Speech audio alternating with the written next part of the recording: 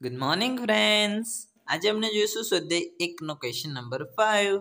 તો જુઓ, આ ક્વેશ્ચન છે ને મોટે ભાગના સ્ટુડન્ટ્સ મારી જોડે જે આવે છે ને જોઈને જ ભાગી જતા હોય છે કે સર આટલું મોટું ક્વેશ્ચન્સ મને નહીં આવડે. અરે ફ્રેન્ડ્સ, હું મારા સ્ટુડન્ટને હંમેશા સમજાવું કે એટલીસ્ટ એકવાર આને કન્સેપ્ટ સમજવાની કોશિશ તો કરો.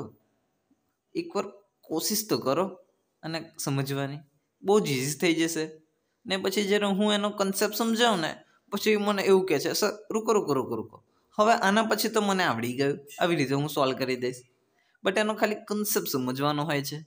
તો આને પહેલાં તો કન્સેપ્ટ સમજી લઈએ. જો આ ક્વેશ્ચન પાછળનું શું કહે છે, આપણને બે સેટ આપ્યા છે, બે વિધેયો આપે છે, આવી રીતે એફ અને જી, અને કહ્યું છે એફ અને જી સમાન વિધેયો છે એવું આપણે બતાવવાનું છે કે નહીં એ ચેક કરીને કહેવાનું છે.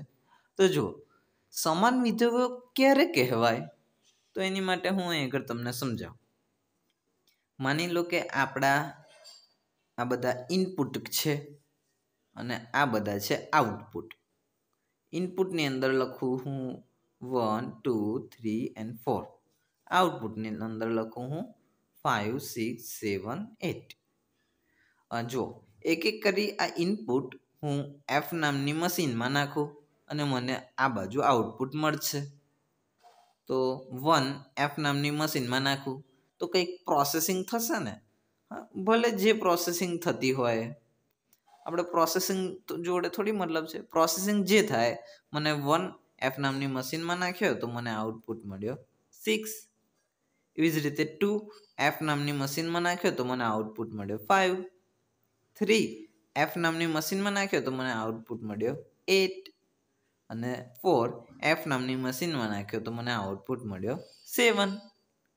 હવે આવી જ રીતે આ મશીન કામ કરે છે એફ. હવે સેમ એઝ ઇટ ઇઝ હું જી નામની મશીન માટે કામ કરું. જુઓ, અહીં આગળ ઇનપુટ છે આવી રીતે, આઉટપુટ પણ આવી રીતે છે, અને અહીં આગળ મશીન શું છે, જી છે. 1 ને જી નામની મશીનમાં નાખું, ભલે પ્રોસેસિંગ જીની અંદર કોઈ પણ થતું હશે, કોઈ પણ પ્રોસેસિંગ હશે. 1 ને જી નામની મશીનમાં નાખું તો મને આઉટપુટ મળે છે 6. પછી 2 ને જી નામની મશીનમાં નાખ્યા તો મને આઉટપુટ મળ્યો 5. 3 ને જી નામની મશીનમાં નાખ્યા તો આઉટપુટ મળ્યો 8. અને 4 ને જી નામની મશીનમાં નાખ્યા તો આઉટપુટ મળ્યો 7. તો ફ્રેન્ડ્સ, તમે આના ઉપરથી એક વસ્તુ તો કન્ક્લુઝન લાવી શકો કે જુઓ, ઇનપુટ કોઈ પણ હું નાખું આ મશીનમાં અને જે આઉટપુટ મળે છે એ સેમ એઝ ઇટ ઇઝ એ જ ઇનપુટ માટે આ જ આઉટપુટ મળે છે જી નામની મશીનમાં. તો આ બંનેની મશીન એ સેમ જ કહેવાય. એફ અને જી એ બંને મશીન તો સેમ જ કહેવાય, કારણ કે આ જે કામ કરે છે એ જ કામ અહીં આગળ આ કરે છે. Clear friends? ભલે આની પ્રોસેસિંગ અંદર કંઈક તામઝામ કંઈક અલગ હશે પ્રોસેસિંગ, આનું પ્રોસેસિંગ પણ કંઈક તામઝામ અલગ હશે, ભલે એ અલગ હોય, પણ જે આઉટપુટ આપે છે એ બંને તો સેમ છે. આ ધારો કે આ 1 માટે જે આઉટપુટ હતો એ સેમ છે, અહીંયા આગળ પણ જો જીમાં નાખો તો પણ એ છે. આ 3 ને એફ નામની મશીનમાં નાખો તો આઉટપુટ 8 મળે છે. સેમ એઝ ઇટ ઇઝ 3 ને જી નામની મશીનમાં નાખો તો આઉટપુટ 8 મળે છે. Clear friends? તો આ બંને મશીન સેમ કહેવાય આ કન્ડિશનમાં. તો અહીંયા આગળ આપણા આ એક્ઝામ્પલમાં બસ આપણે આ જ કરવાનું છે. આપવું જ કોપી ટુ કોપી અહીં આગળ જે કર્યું એ. અહીં આગળ બે વિધેય આપેલા છે એફ અને જી. એફ અને જી એ બંને સમાન ક્યારે કહેવાય, કે જ્યારે આવી કન્ડિશન ફોલો કરે ત્યારે. આપણે બંને સેટ લખી દેવાના અને પછી જોવાનું કે આનું કનેક્શન આની જોડે છે એ સેમ એઝ ઇટ ઇઝ આનું કનેક્શન આની જોડે આવે છે કે નહીં જી ફંક્શન માટે. બસ આપણે આટલું જ ચેક કરવાનું છે. આપણો એક્ઝામ્પલ ફરી ક્લિયર થઈ જશે એકદમ. બસ, તો ચલો હવે ક્વેશ્ચન સ્ટાર્ટ કરીએ. સૌ પ્રથમ હું શું કરું, બે અલગ અલગ ભાગ પાડી દઉં, આ એફ માટે અને આ જી માટે.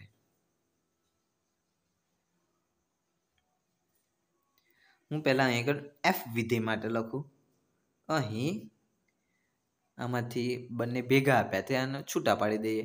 F from A to B, અને એની પ્રોસેસિંગ લખું હું F of X equal to X square minus X. એવી જ રીતે હું આ બાજુ લખું G from A to B, એની પ્રોસેસિંગ પણ લખી દઉં G of X equal to 2 માનાંકમાં એક્સ માઇનસ 1/2 માઇનસ 1. આવી રીતે. હવે આપણે એક એક કરીને ચેક કરીએ. રાઉન્ડ પાડી દીધો. અહીં આગળ આપણો આ પ્રદેશ આવશે, અહીં આગળ સહપ્રદેશ. સેમ એઝ ઇટ ઇઝ અહીં આગળ પણ થશે જી માટે. આપણો પ્રદેશ સહપ્રદેશ બી. એની અંદર જે ઘટકો હોય હું લખી દઉં. આપણને ક્વેશ્ચનમાં આપેલા છે -1 0 1 2. એની અંદર છે -1 0 1 और 2. એની અંદર છે -1 0 1 और 2. બીની અંદર શું છે -4 -2 0 और 2. -4 -2 0 और 2. બસ હવે આપણે ચેક કરી લઈએ. જો મેં જ્યારે અહીં આગળ બતાવ્યું હતું ને આ બંનેનું અને આ બંનેનું કનેક્શન સેમ જ છે. એવી જ રીતે અહીં આગળ પણ આપણે જોઈ લઈએ. આનું જે માટે કનેક્શન હોય આના એલિમેન્ટનું કનેક્શન આની જોડે છે, એવી જ રીતે અહીં આગળ પણ સેમ કનેક્શન આવે છે. એ ચેક કરી લઈએ. જો સેમ કનેક્શન આવતું હોય તો આપણે કહી દેવાનું કે એફ અને જી એ બંને સમાન વિધેયો છે. ભલે ને એનું આપણે પ્રોસેસિંગ અલગ હોય. પ્રોસેસિંગ ધેટ મીન્સ આવડું ફ્રેન્ડ્સ. આ જુઓ આ પ્રોસેસિંગ કહેવાય, આને પણ પ્રોસેસિંગ કહેવાય. ભલે પ્રોસેસિંગ અલગ હોય બટ એનું આન્સર તો સેમ આવે છે. જો આન્સર તો કનેક્શન તો સેમ આવે છે.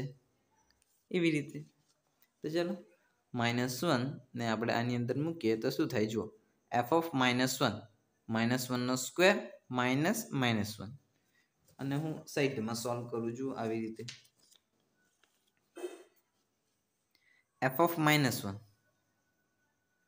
ઇક્વલ ટુ -1 નો સ્ક્વેર માઇનસ એક્સની જગ્યાએ -1. તો શું થઈ ગયું -1 નો સ્ક્વેર 1, આ -1, ઓછા ઓછા વધતા થઈ ગયા તો 1 + 1, 1 + 1 એ શું થયું 2. તો -1 નું કનેક્શન 2 જોડે છે. તો હું અહીં આગળ બતાવી દઉં -1 નું કનેક્શન 2 જોડે છે. એવી જ રીતે હું આ જી ઓફ એફ માટે ચેક કરી લઉં. સો -1 નું કનેક્શન 2 જોડે હશે? કોઈ વાંધો નહીં, ચેક કરી લઈએ આપણે.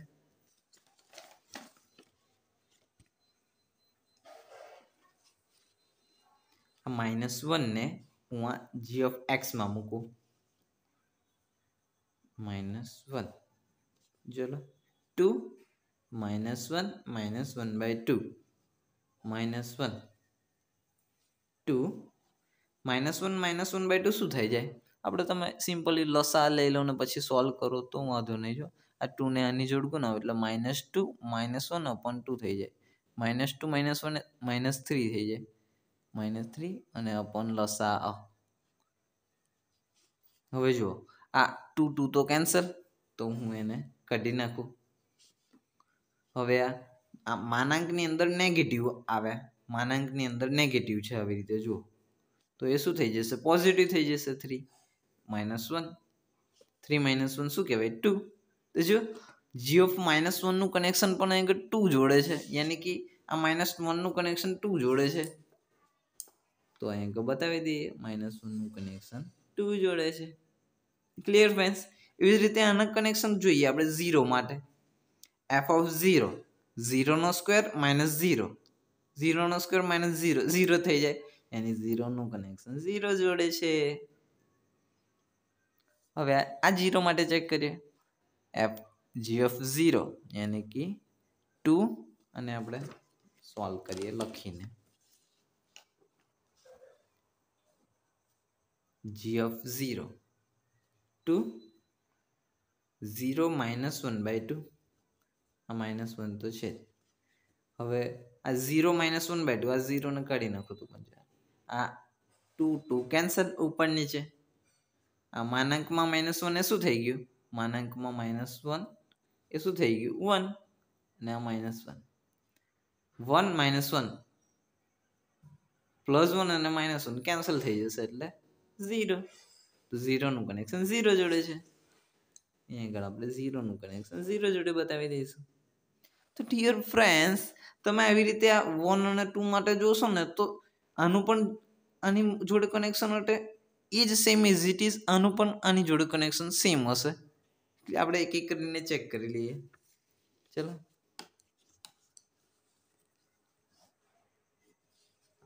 વન માટે f(1) 1 નો સ્ક્વેર -1, 1 નો સ્ક્વેર શું થઈ ગયો? જો 1 નો સ્ક્વેર અને આ 1 0. f(1) એ આપણને શું મળ્યું? 0 મળ્યો. યાની કે આ 1 નું કનેક્શન 0 જોડે છે. કોઈ વાંધો નહીં, આ તો કંઈક અલગ આવી ગયું. 1 નું કનેક્શન 0 જોડે છે, કોઈ વાંધો નહીં ફ્રેન્ડ્સ. આ બાજુ પણ આપણે ચેક કરી લઈએ શું થાય છે. આ 1 નું કનેક્શન આ 0 જોડે હશે કે નહીં? g(0) શું થાય છે? જો 2 0 -1/2 2 સોરી 0 નું તો થઈ ગયું. આપણે આ 1 માટે ચેક કરવાનું છે. આપણો ઇનપુટ 1 છે. ઇનપુટ આપણો શું છે? 1 છે. તો 2 1 -1/2 -1. મેં શું કર્યું છે?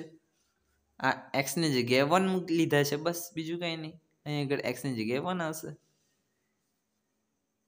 2 1 -1/2 શું થઈ જશે? 1/2 -1. 2 2 કેન્સલ. માનાંકમાં 1 એ શું થઈ ગયું? 1 ને આ -1 તો હતા. 1 -1 0. તો 1 નું કનેક્શન 0 જોડે છે. આ g માટે પણ 1 નું કનેક્શન 0 જોડે છે. g માટે પણ એવી રીતે આ 2 માટે ચેક કરી લઈએ. ચલો, 2 નું કનેક્શન કોની જોડે છે? f(2) 2 નો સ્ક્વેર 4 -2. 4 - 2 શું થઈ ગયા? 2. 2 નું કનેક્શન 2 જોડે છે. 2 નું કનેક્શન છે 2 જોડે. એવી જ રીતે આ બાજુ ચેક કરી લઈએ.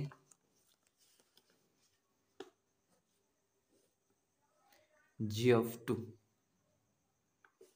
અહીં આગળ હું 2 લખું.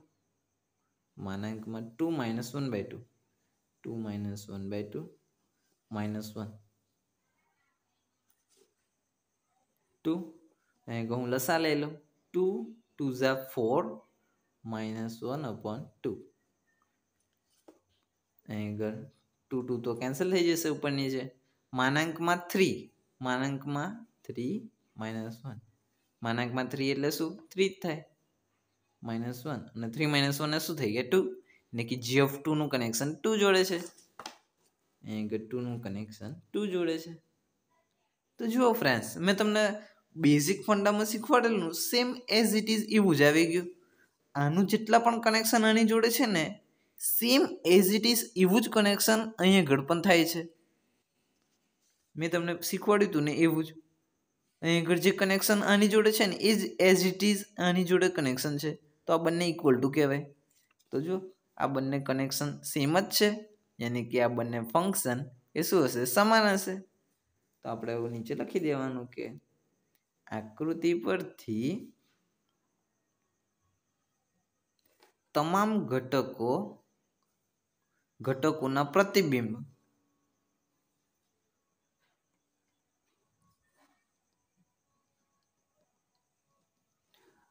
ઘટકોના પ્રતિબિંબ બંને વિધેય માટે f અને g બંને વિધેય માટે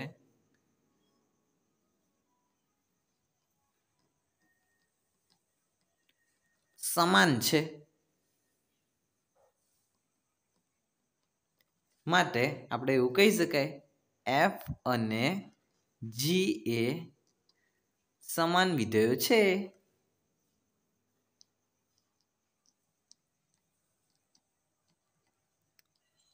ક્લિયર ફ્રેન્ડ્સ?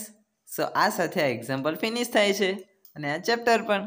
સો ફ્રેન્ડ્સ, આ એક્ઝામ્પલ અને એની સાથે ફ્રેન્ડ્સ આખું ચેપ્ટર જે મેં અહીં આગળ તમને સોલ્વ કરાવ્યું, જો તમને આ વિડીયો ગમી હોય અને આગલી વિડીયો પણ, तो प्लीज़ આ चैनल ने लाइक कमेंट शेयर और सब्सक्राइब कर दीजिए. ओके, आपकी लाइक और सब्सक्राइब और कमेंट मुझे बहुत मोटिवेट करती है. સો ફ્રેન્ડ્સ હવે મળીએ આપણે આવતા ચેપ્ટરમાં.